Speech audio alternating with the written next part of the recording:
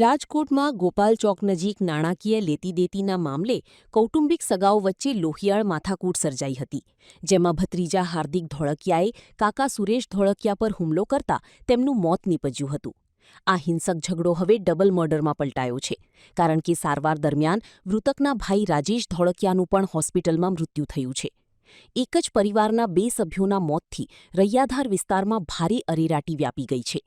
University પોલીસે ગુનો નોંધીને હોસ્પિટલમાં સારવાર હેઠળ રહેલા આરોપી હાર્દિક ફરતે પોલીસ પહેરો ગોઠવી સઘન તપાસ હાથ ધરી છે. રાજકોટ શહેરના યુનિવર્સિટી પોલીસ સ્ટેશન વિસ્તારમાં સોમનાથ સોસાયટીમાં ગઈ રાત્રિના આશરે 1 વાગ્યાના સમય દરમિયાન એક મારામારીની ઘટના સામે આવી છે, જેની અંદર એક વ્યક્તિનું રાત્રે મૃત્યુ નિપજ્યું છે, જ્યારે અન્ય એક વ્યક્તિનું સારવાર દરમિયાન હોસ્પિટલમાં મૃત્યુ નિપજેલું છે.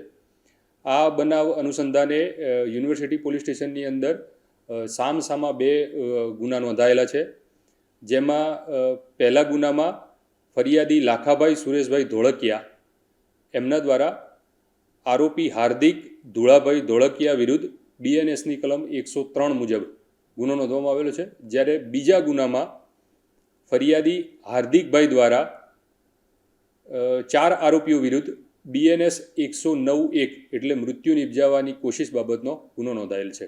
એ અત્યારે ટ્રીટમેન્ટ એની ચાલુ છે અને હોસ્પિટલાઇઝ છે.